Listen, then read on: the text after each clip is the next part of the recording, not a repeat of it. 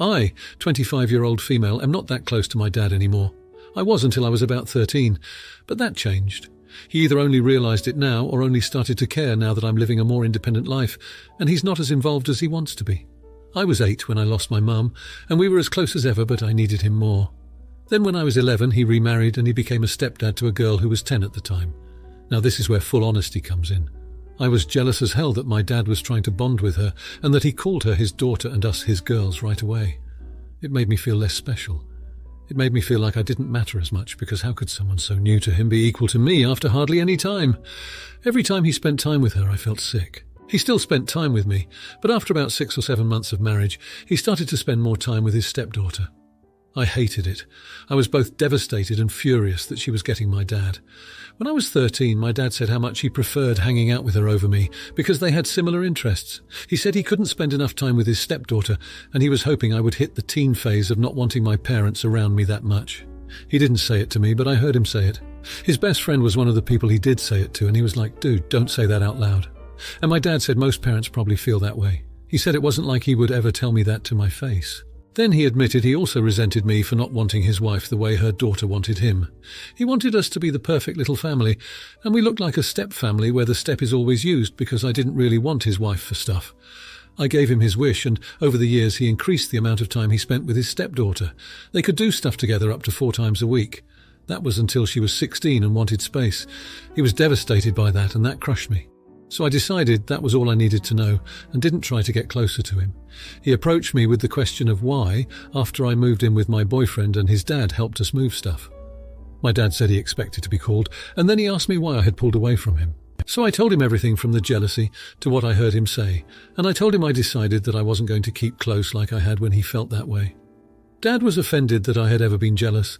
He told me it was disgusting to want to deny his stepdaughter the chance at a dad. He also told me he should be allowed to have interests in common with someone other than me. I told him he was.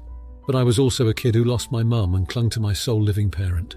He then accused me of manipulating him by saying all that, and I told him that he shouldn't have asked a question if he wasn't prepared for an honest answer.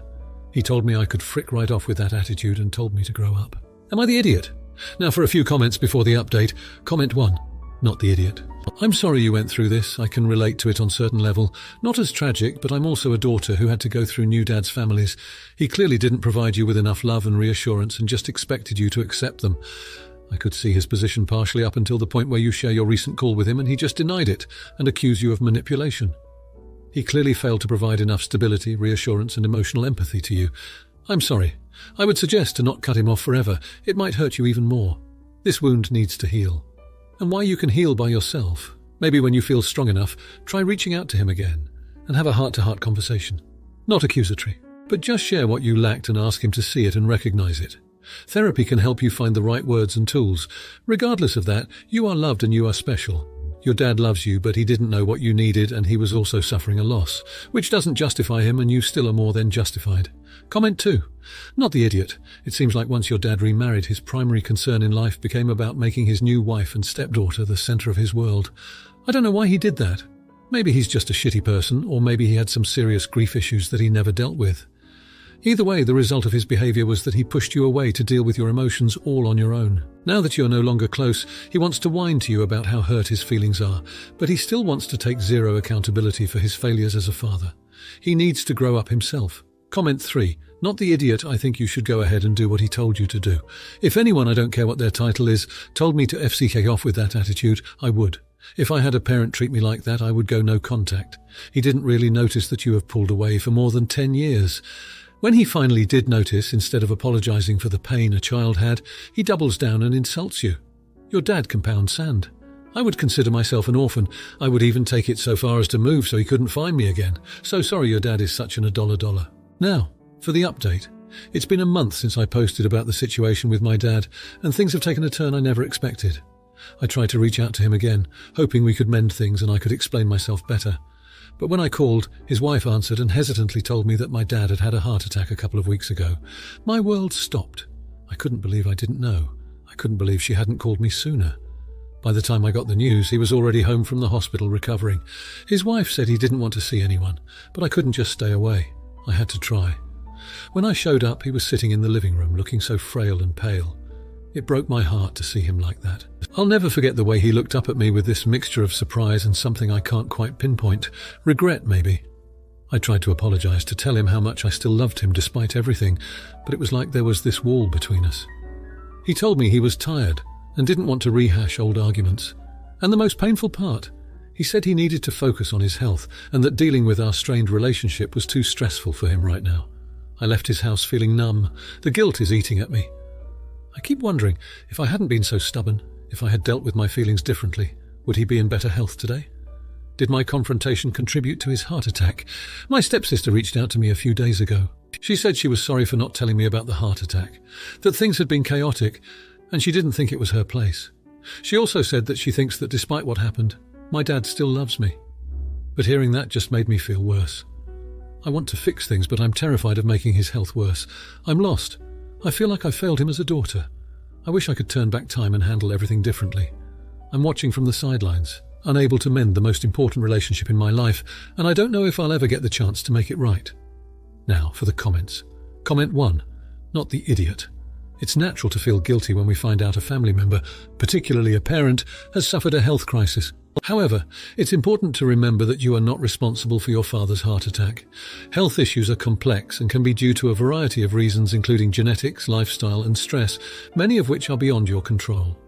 The fact that you want to apologize and mend the relationship shows that you care deeply.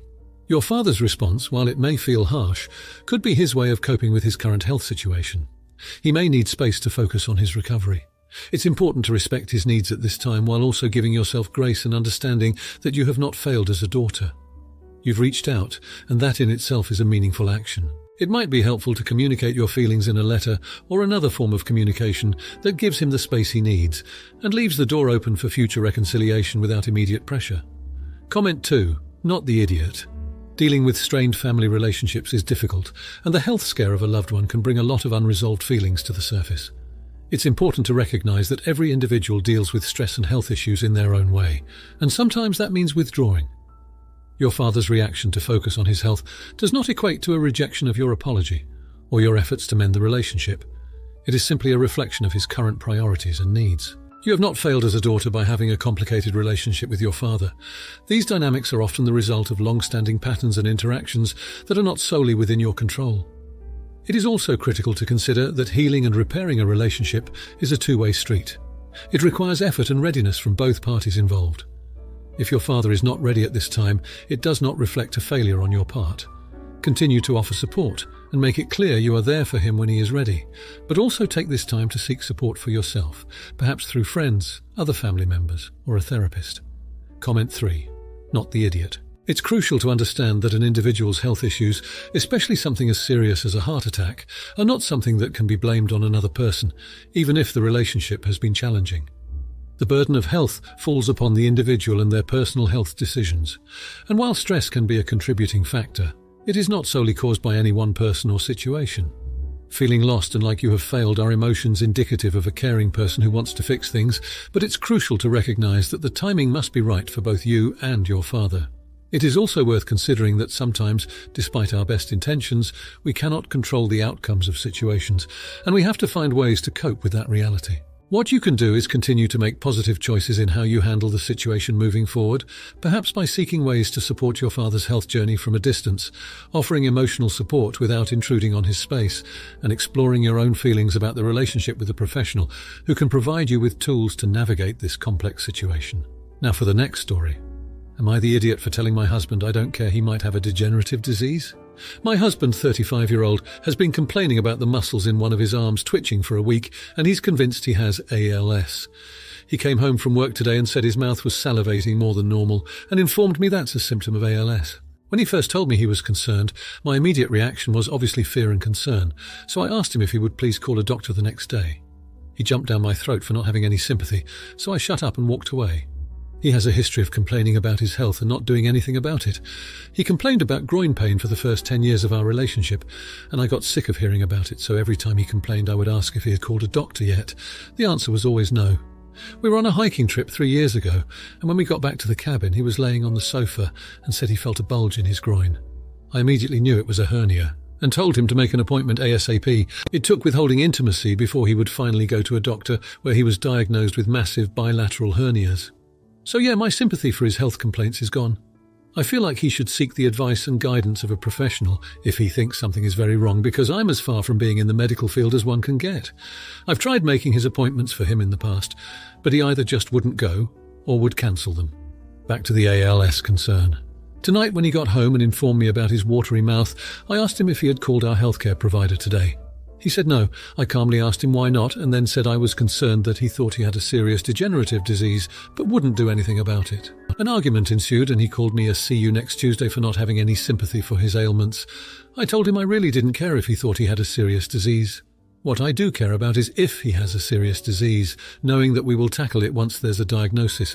I'm not remotely interested in coddling his hypochondria. So, am I the jerk for telling my husband I don't care he might have a degenerative disease because he won't seek medical help? Update. He just called to tell me he was leaving the doctor's office. He called this morning and they, surprise, had an appointment. The doctor thinks it's post-COVID symptoms, but is running a complete blood panel just in case. He's getting blood drawn tomorrow.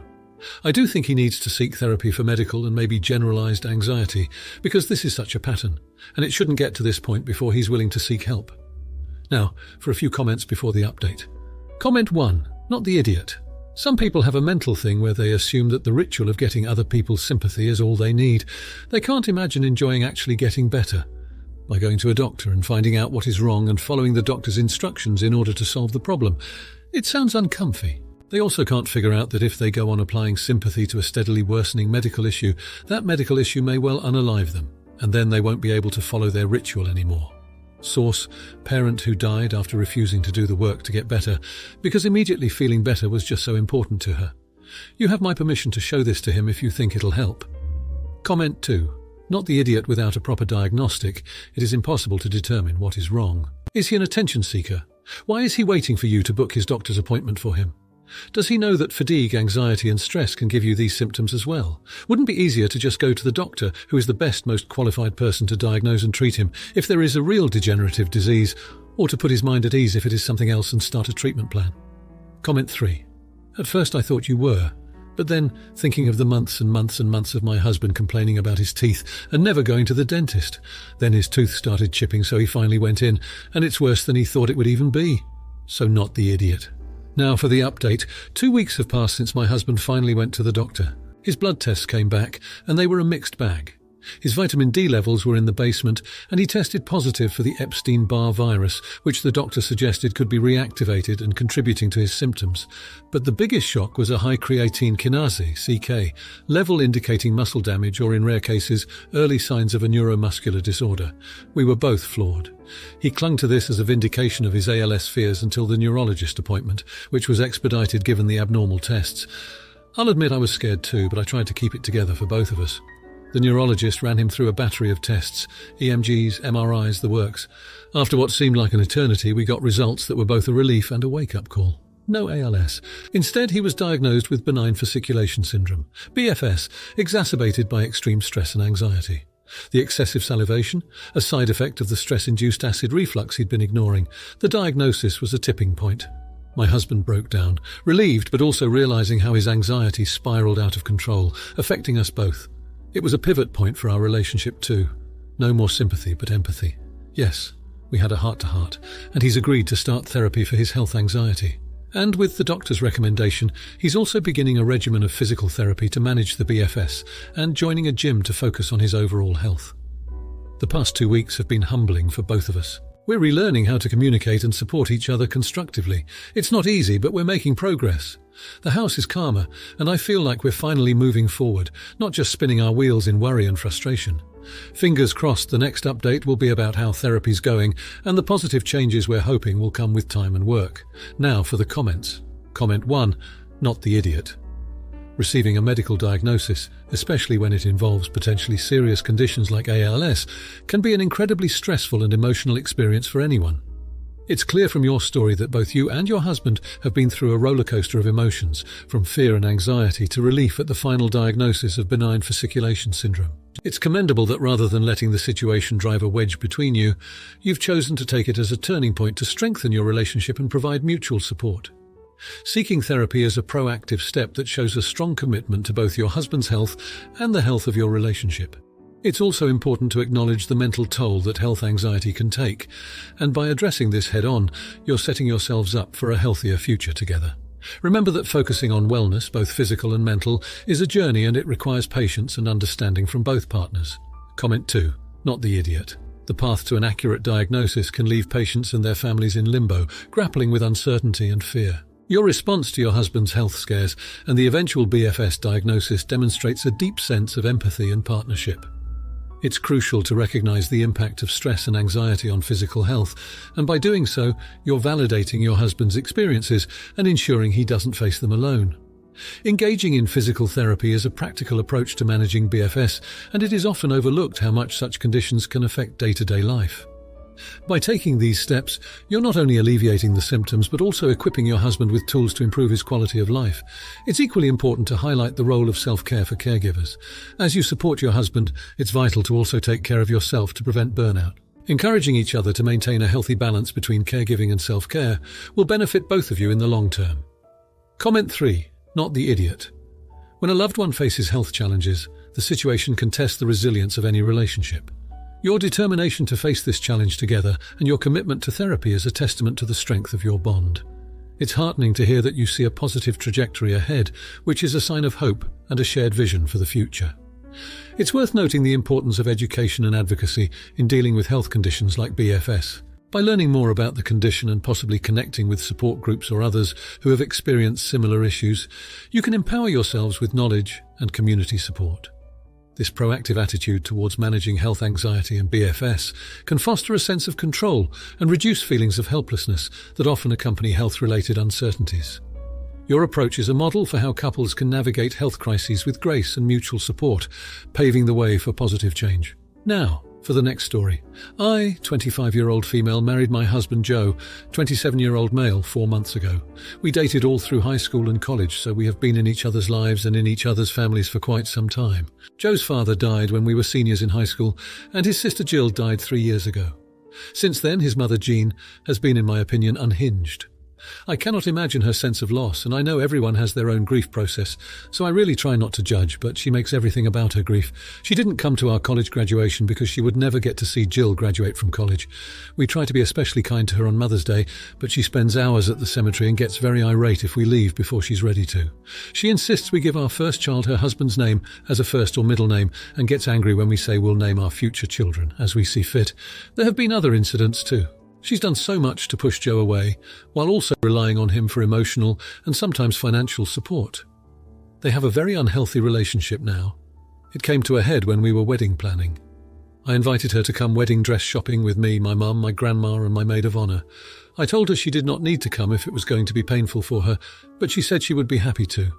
To all our surprise, she came and brought a wedding gown that Jill had purchased to save for her own wedding someday.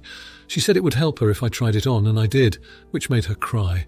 But then she insisted that it was my dress, and I didn't need to get another one.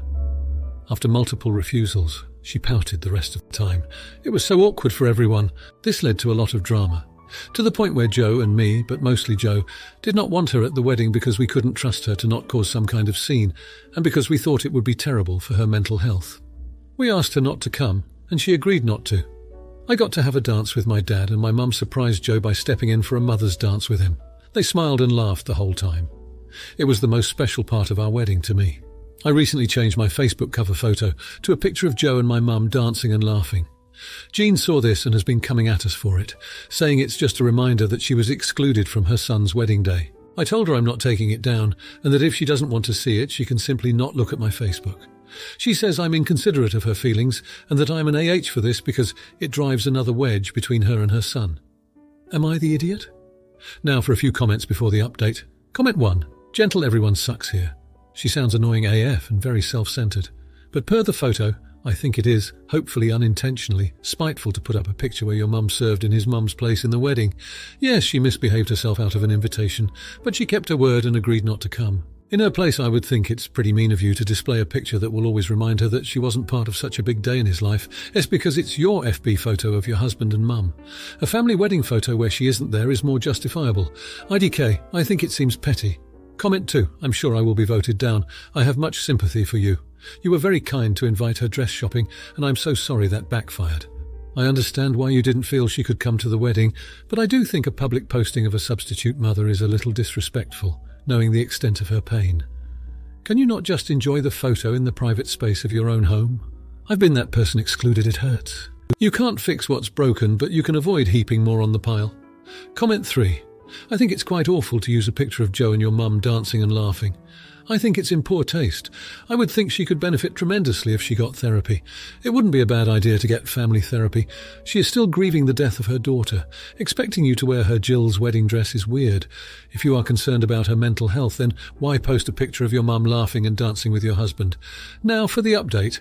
Jo's mum, Jean, suffered a stroke just a week after I shared my story. The reality of her health declining so rapidly has been a nightmare for all of us. We've been spending most days at the hospital and Jo is a wreck. It's like the universe just keeps piling on more for him to handle, and I'm trying to be there for him, but I'm struggling too. The doctors say Jean's condition is stable, but there's a long road to recovery ahead. She can't speak yet, and it's unclear how much function she'll regain. The guilt is eating Jo alive. He feels like he pushed her away at a time when she needed us most. I've never seen him so distraught, and it's breaking my heart.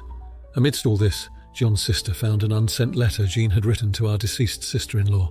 It was filled with so much pain and regret for all the moments lost and all the things left unsaid. Reading it felt like an intrusion, but it also shed so much light on the depth of her grief. It's more than we ever comprehended. As if things couldn't get more complicated, I found out I'm pregnant. Under different circumstances, this would have been a joyous revelation, but with everything going on, it feels tainted with sadness. We haven't told Jean yet. It feels wrong to bring up new life when she's fighting for hers. I've been so preoccupied with the current situation that the Facebook photo seems like such a distant issue now. It's still up, but it's become so insignificant in the grand scheme of things. I don't know if Jean will ever get a chance to dance with Jo the way my mum did, and that thought alone is enough to overshadow any past conflicts we had. We're holding on to hope, but some days it feels like we're just bracing for the next wave to hit us. Please keep Jean in your thoughts. We're learning the hard way that life can be unforgivingly fragile. Now, for the comments. Comment 1. Not the idiot.